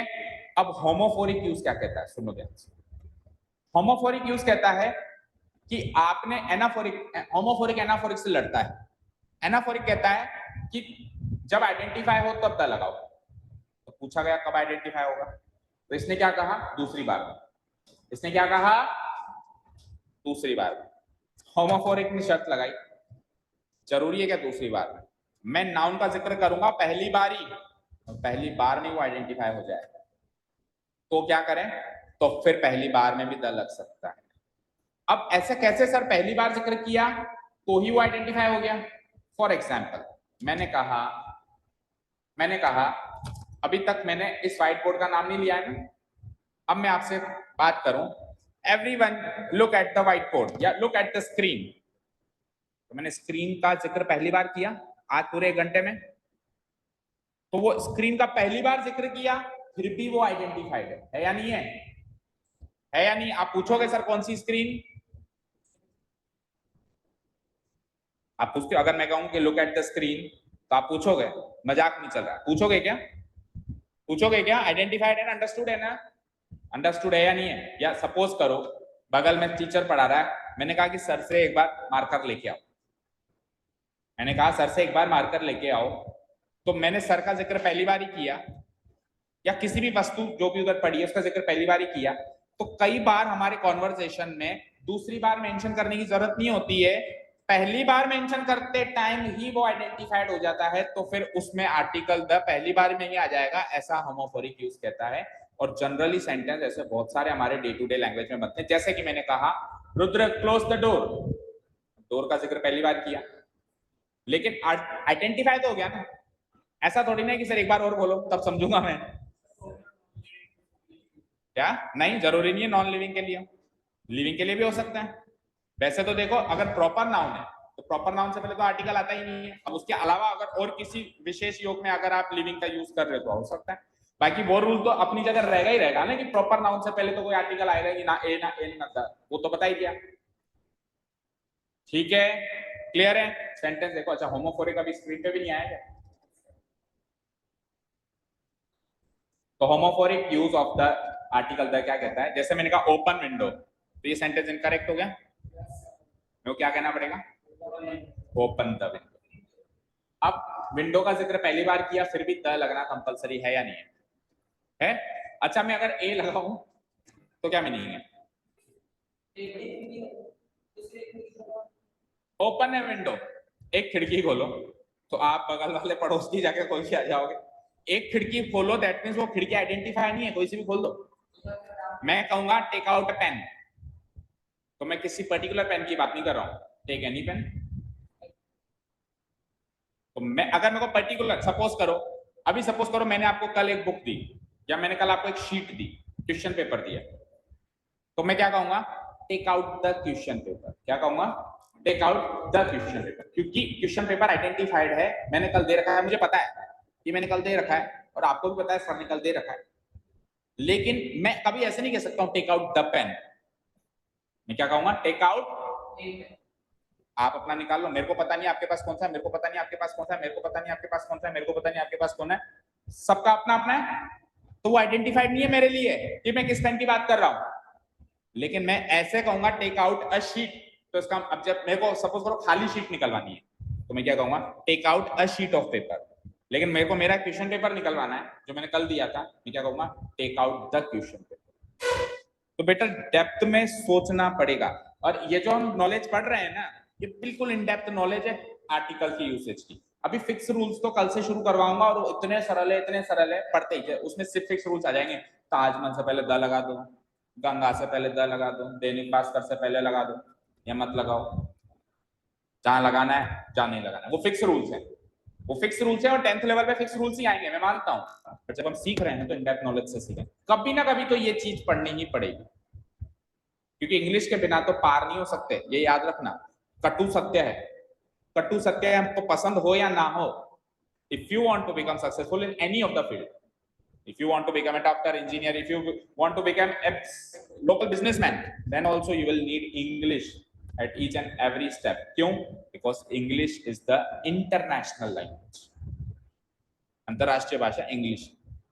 समझ गए? फ्रांस में फ्रेंच चलती है, इंडिया में हिंदी चलती है, नेपाल में नेपाली चलती है, चाइना में चाइनीज चलती है, बट इंग्लिश इन सब में चलती है। उसका कारण है अंग्रेजों ने हर देश पे राज किया है। अंग्रेजों ने करीब करीब हर देश पे राज किया है। राज किया तो अपने अपने गुण छोड़ गए, वो कहीं किसी न किसी अंग्रेज को छोड़ गए। ओके, क्लियर है? हाँ, मैंने कहा क्लोज द डोर, तो आप कौन सा डोर क्लोज करोगे बताओ? चलो, इस क्लास के बाहर का करके आ जाओगे क्या? ठीक है, लेकिन क्लास का तो है, क्लास का तो है। ओपन और क्लोज ए डोर का मतलब तो close the door you like, आपको पसंद हो जो कर लो। क्लोज ए डोर का मतलब है एक, जैसे मैंने कहा टेक आउट अ पेन, इसका मतलब आपको जो पसंद हो एक पेन निकालो। लेकिन मैं कहूंगा टेक आउट द शीट, अब आपकी पसंद नहीं चलेगी। अब तो मैं डेफिनेटली बता रहा हूं वो शीट, तो मैं कहूंगा ना क्लोज द डोर। ऑब्वियसली हम इस रूम में बैठे हैं तो इस रूम का क्लोज इस, हाँ अगर दो हैं तो फिर एक्सेप्शनल कैसे आप पूछ सकते हो लेफ्ट एंड राइट, लेकिन then also it is understood कि इस रूम के गेट की बात हो रही है। और अगर मैं कहूंगा क्लोज ए डोर, तो अब आपको ऑप्शन है close any door you like. जैसे मैं कहूंगा एक नंबर सोचो, मैं ऐसे ही कहूंगा ना थिंक ऑफ अ नंबर, कोई आप ऐसे सोच लो, चलो आपके पास जब ऑप्शन हो, जब आपके पास ऑप्शन हो, आपकी मर्जी चल रही हो, तब तो वो अनआइडेंटिफाइड है, आप इंडेफिनिट आर्टिकल यूज करो। और जब आपको ऐसे इंस्ट्रक्शंस मिल रहे हैं जब इसमें आपके पास ऑप्शन नहीं है, आइडेंटिफाइड है, तो फिर डेफिनेट आर्टिकल। ओके, क्लियर है? अभी तो क्या ऑप्शन है बताओ? अच्छा, इसके अलावा ऑप्शन ये है कि अभी इस रूम का या इस रूम के बाहर का? बाहर का ऑप्शन है क्या? ऑप्शन का मतलब ऑप्शंस, ऑप्शन का मतलब एनी ऑप्शन, समझ गए? वो है क्या आपके पास? नहीं है, ज्यादा से ज्यादा ये दो, और वो तो चलो दो हैं, वो तो चलो दो हैं। मतलब रूल ऐसे पढ़ो कि दो के लिए भी अप्लाई हो और एक के लिए भी अप्लाई हो, दो के लिए अलग रूल और एक के लिए अलग रूल नहीं। लेट अस से इस रूम के अंदर एक ही डोर है, लेट अस से इस रूम के अंदर एक ही डोर है, तो अब आपके पास ऑप्शन है क्या? है क्या? अच्छा चलो दो डोर है, तो दो डोर है तो भी ये ऑप्शन थोड़ा नहीं कि इस रूम के बाहर किसी भी डोर को खोल के आओ या बंद करके। ठीक है, समझ गए? क्लियर है? अभी सपोज करो मैंने कहा कि मान लो वो फैन चल रहा है, वो फैन चल रहा है, मैंने कहा चर्चित फैन बंद करके आओ, मैंने कहा चर्चित फैन बंद करके आओ, तो क्या चर्चित घूम के मेरा फैन बंद कर देगा क्या? ठीक है, मैं आपको अभी कहूं, मान लो वो फैन चल रहा है, लेट अस से कंसीडर द सिचुएशन, स्टोरी बनाए, वो फैन चल रहा है कोने वाला, मैं कहा तो फैन बंद करो, क्या करोगे? कौन सा? मैंने बोला ही नहीं वो करो, मैं तो ऐसे पढ़ा रहा हूं, रुद्र फैन बंद करके आओ, कह के निकल गया। अब क्या अंडरस्टूड, क्या समझे आप? क्या समझे आप? ऑब्वियसली जो अननेसेसरी चल रहा है वो बंद करोगे, या उठ के आके मेरा ही बंद कर दोगे? तो बोलते ही आइडेंटिफाइड हो जाए, बोलते ही आइडेंटिफाइड हो जाए, अंडरस्टूड हो जाए, तब आर्टिकल द लगेगा। होमोफोरिक यूज कहता है, फिर चाहे से वो पहली बार ही जिक्र क्यों ना हुआ हो। ठीक है, अभी समझे क्या? अभी समझे क्या? क्लियर है? हाँ, अगर आपके पास ऑप्शन है कि ये कर दो, वो कर दो, ये कर दो, वो कर दो, तब इंडेफिनिट आर्टिकल। जैसे मैं चलते चलते, जैसे मान लो 8 पंखे चल रहे हैं, 8 पंखे चल रहे हैं, अब मुझे एक पंखा ही बंद करवाना है, तो मैंने कह दिया रुद्र एक पंखा बंद करो। अब आपके पास ऑप्शन है, तो मैं क्या कहूंगा? मैं क्या कहूंगा? Turn of a fan. अब मैं द फैन नहीं कहूंगा, मैंने पर्टिकुलरली उस फैन की बात नहीं करी जिसकी मैं बात करना चाहता हूं, या पर्टिकुलर किसी विशेष रेफरेंस में बात नहीं करी कि वही फैन बंद करो जो एक्स्ट्रा चल रहा है, वही फैन बंद करो जो लड़के के ऊपर है, या वही फैन बंद करो जो कोने में। नहीं, मैंने कहा कोई भी कर लो। तो जब ऑप्शन मिल जाए हमको, हमारे सामने ऑप्शंस खुले हुए हों, तो फिर इंडेफिनेट। और जब पर्टिकुलर रेफरेंस में बात की जाए, बोलते ही समझ में आ जाए कि किस रेफरेंस में बात हो रही है, तब क्या आएगा बेटा? डेफिनेट आर्टिकल आएगा। होमोफोरिक यूज ऑफ द, बस इसके बाद एक जेनेरिक तो एक ही लाइन का है, और फिर कैटाफोरिक तो सारे ग्रामेटिकल एस्पेक्ट्स कवर करेगा, वो हम कल देखेंगे। इसको कवर करो फटाफट। यदि जिस कंटेक्स्ट में नाउन को बोला जाए, जिस संदर्भ में नाउन का प्रयोग हो, उसी कंटेक्स्ट में वो आइडेंटिफाई भी हो जाए, बोलते ही आइडेंटिफाई हो जाए, सिंपल सा मीनिंग है। तो फिर हम आर्टिकल द का प्रयोग करेंगे। फिर चाहे से उसका प्रयोग पहली उसका जिक्र पहली बार ही क्यों ना हुआ। तो विरोध हो गया ना एनाफोरिक का। एनाफोरिक क्या कहता था कि दूसरी बार जिक्र करना जरूरी है द लगाने के लिए, लेकिन ये क्या कहता है कोई जरूरी नहीं है। आप पहली बार बोलो और पहली बार में अगर आइडेंटिफाइड है वो, तो फिर आप द आर्टिकल पहली बार में भी लगा सकते हो। आज आपने मैथ्स की क्लास में एक डाउट किया था ना कि सर इसका प्रयोग पहली बार हो रहा है तो आप आई या एन क्यों नहीं लगा रहे, द क्यों लगा रहे हो। उसका आंसर मिल गया आपको। मैंने बोला था आज शाम को मिल जाएगा, क्योंकि होमोफोरिक यूज ऑफ आर्टिकल द आ चुका है यहाँ पे। क्लियर? सेंटेंस देखो क्या कहां पे लिखा। देखो बेटा, जब अपन किसी बड़े वर्ड को एब्रीवेटेड, जैसे अरिथमेटिक प्रोग्रेशन को अपन ने छोटा कर दिया, तो उसके आगे प्लूरल फॉर्म लगाने के लिए देखो, अगर मैं ऐसे लिख दूंगा ना ए पीस, तो अगर मैं फुल फॉर्म लिखूं तो एस लगाना जरूरी है, लेकिन अगर मैं एब्रीवेटेड फॉर्म का प्लूरल कर रहा हूं तो हम एस लगाते हैं। इसको अपोस्ट्रोफी नहीं पढ़ेंगे हम। कई बार आई हैव बीन को क्या लिखते हैं बताओ, चलो आई हैव बीन को हम ऐसे नहीं लिखते क्या, आई बी, बोलो लिखते नहीं लिखते। जैसे अपन ने उसको किया था इट इज को हम क्या लिखते हैं, प्रोनाउन में सीखा जो है। तो यहाँ पे ये अपोस्ट्रोफी नहीं है, यहाँ पे भी अपोस्ट्रोफी नहीं है और यहाँ पे भी अपोस्ट्रोफी नहीं है। ये छोटा करके बोलने का तरीका है। वो तो एक अलग ही चीज, दैट इज तो एक अलग ही चीज है। ऐसे तो फिर अपन उसको भी लिखते हैं, एग्जाम्पल को अपन ईजी लिखते हैं। तो ये रूल्स तो बिल्कुल डिफरेंट है, उन रूल्स की बात नहीं हो रही है। अपोस्ट्रोफे नहीं है ये। अगर इसको आप अपोस्ट्रोफे पढ़ोगे तो फिर तो रूल, अपोस्ट्रोफे का रूल क्या होता है, इसका अधिकार व्यक्त होना। तो वो यहाँ पे एस अधिकार व्यक्त लगाने के लिए थोड़ा ना, प्लूरल करने के लिए। हाँ ब्रैकेट में भी आता है। ब्रैकेट का मतलब ये होता है कि आ भी सकता है नहीं भी आ सकता है, जब आपको क्लियर ना हो कि नाउन सिंगुलर है या प्लूरल।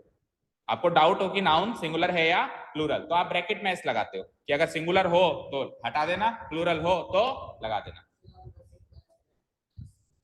हाँ तो बोल रहा हूं ना मैं। देखो सपोज करो मैंने एक ब्लैंक दिया, अब मुझे नहीं पता कि ये जो नाउन है ये सिंगुलर है या प्लूरल। या सपोज करो मैं जो आपसे क्वेश्चन पूछ रहा हूं, मुझे नहीं पता कि इसका आंसर एक आएगा या इसके आंसर एक से ज्यादा आएंगे।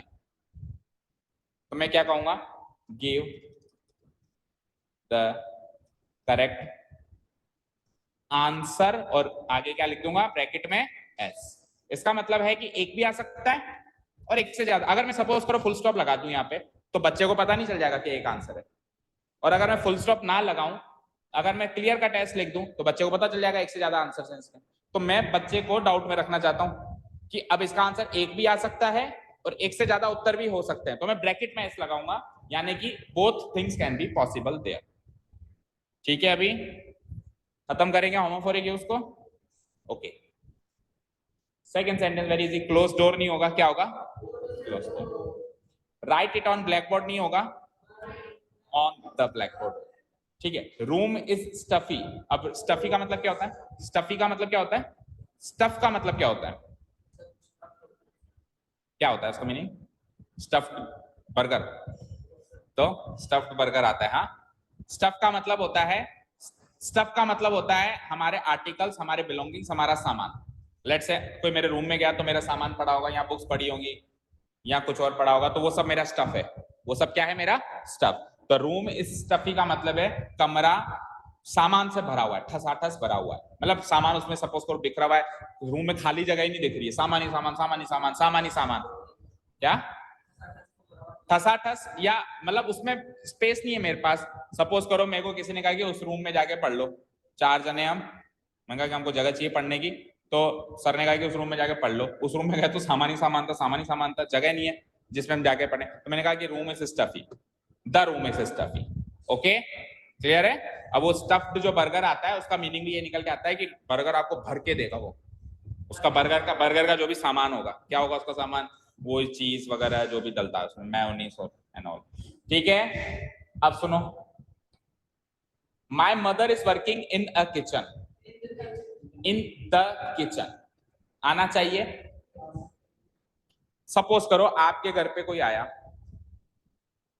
डोरबेल बजाई, पूछा बेटा मम्मी कहाँ है, तो आपने कहा my mother is working in a kitchen या इन द किचन, बताओ। In the kitchen.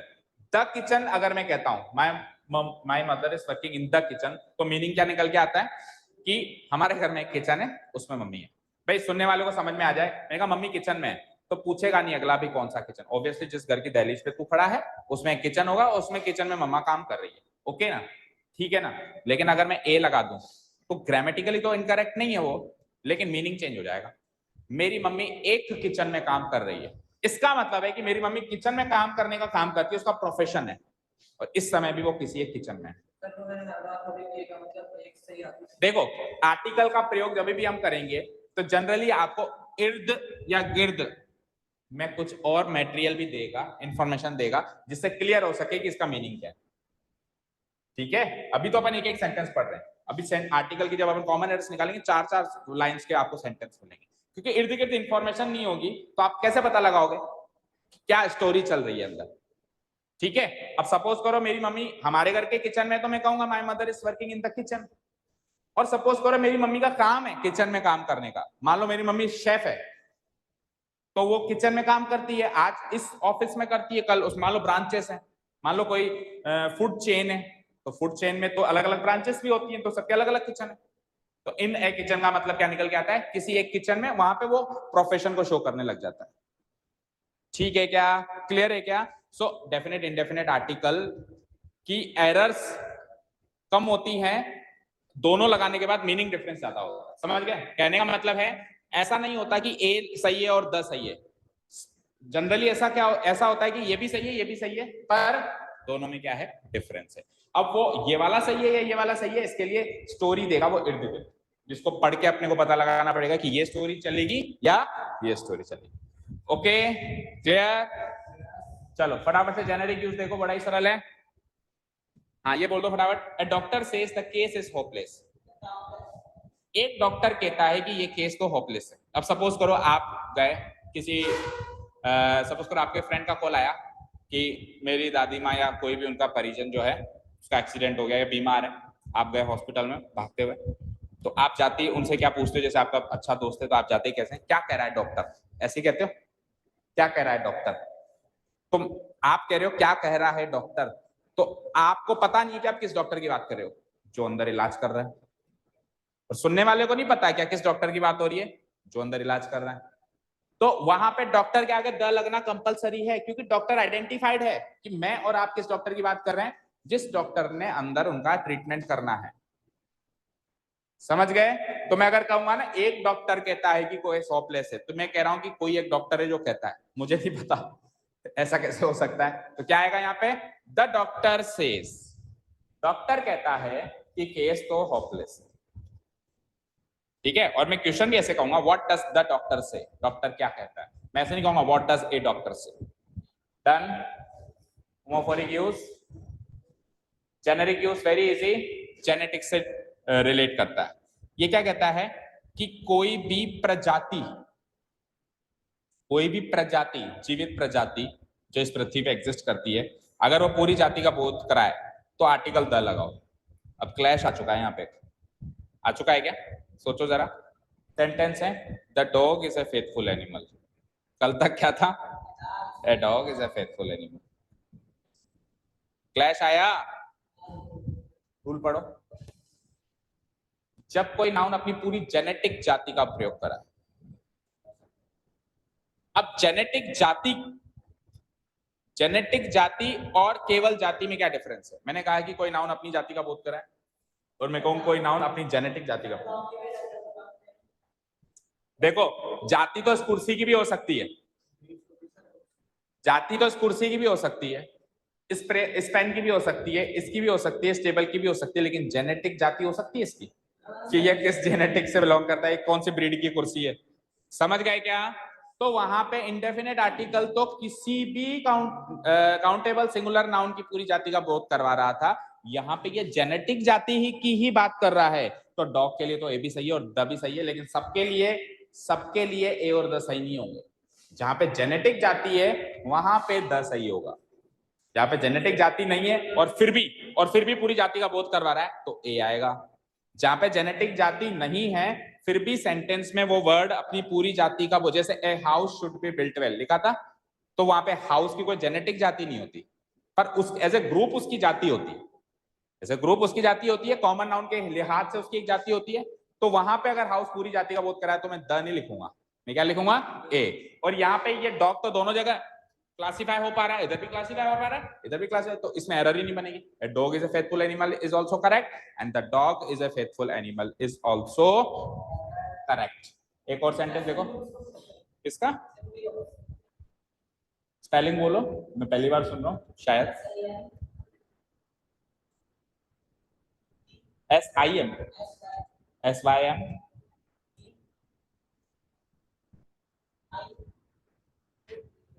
OTES,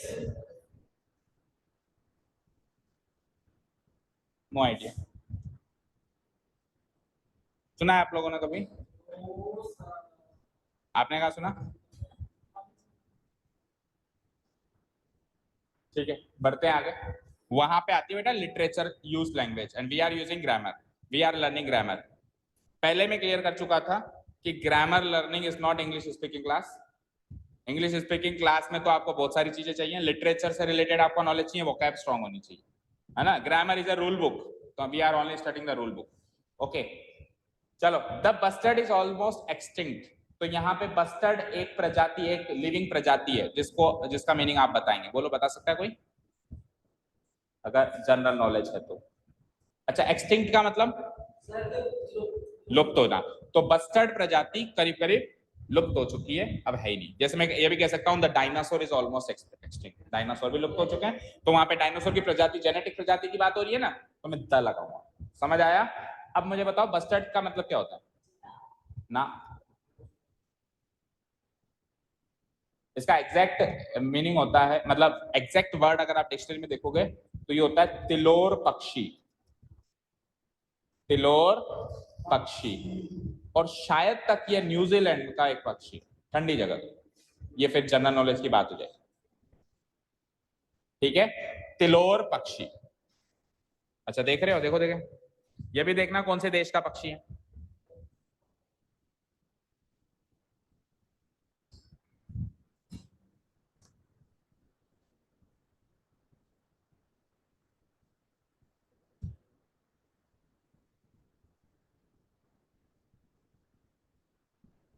है ही नहीं तो आपकी डिक्शनरी अपडेट करो पहले तो, ठीक है। अपडेटेड नहीं है, जब ये वर्ड ही नहीं है तो अपडेटेड नहीं है, ऑब्वियस बात है। ओके ठीक है। सो बस्टर्ड इज ऑलमोस्ट, मतलब मोटी वाली भी आती है ना, वो साइज के हिसाब से, मान लो अगर अपन छोटी लेते हैं तो वो ज्यादा कॉमनली यूज्ड वर्ड्स डालता है, और जो नॉन कॉमन अनकॉमन वर्ड्स वो नहीं डालेगा, नहीं तो मोटी हो जाएगी। तो आप मार्केट में जाके मोटी वाली लाओ, तो उसमें अनकॉमन वर्ड्स भी आएंगे। ओके ठीक है। सो नहीं तो गूगल करो सीधे सीधे, गूगल पे भी ऑक्सफोर्ड डिक्शनरी, हाँ इतनी मोटी आती है। हाँ नहीं तो आप ऑनलाइन डाउनलोड कर लो ऑक्सफोर्ड डिक्शनरी, ऑनलाइन विकिपीडिया पे देखो क्या। ओके क्लियर है? सो जेनेटिक यूज क्लियर है। कोई नाउन, कोई जीवित, मतलब जीवित नाउन होना चाहिए, वो अपनी पूरी जेनेटिक जाति का प्रयोग कर बोध कराए, तो we will use article. That's it, clear. चाबी ले दी इसने, भाई चल तू गाड़ी स्टार्ट कर, बहुत हो गया आज का, ठीक है। सो डेफिनेट आर्टिकल द के 3 यूसेज में बता चुका हूं। कैटाफोरिक यूज आपके ग्रामेटिकल एस्पेक्ट्स को कंप्लीट करेगा वहां पे। अभी तो देखो हमने जनरल यूज की बातें करी है इन 3 यूसेज में, कैटाफोरिक यूज में मैं ग्रामेटिकल बातें करूंगा, like prepositional phrase, like antecedent, ये सारी चीजें जो अपन यूज करते हैं ना ग्रामर की बातें, वो कवर करेगा कैटाफोरिक यूज की। आर्टिकल द ऑन ग्रामर से रिलेटेड कहां कहां पे आ सकता है, ठीक है। So that we will cover in the next class. Okay अच्छा, one more thing, thank you so much for listening to us.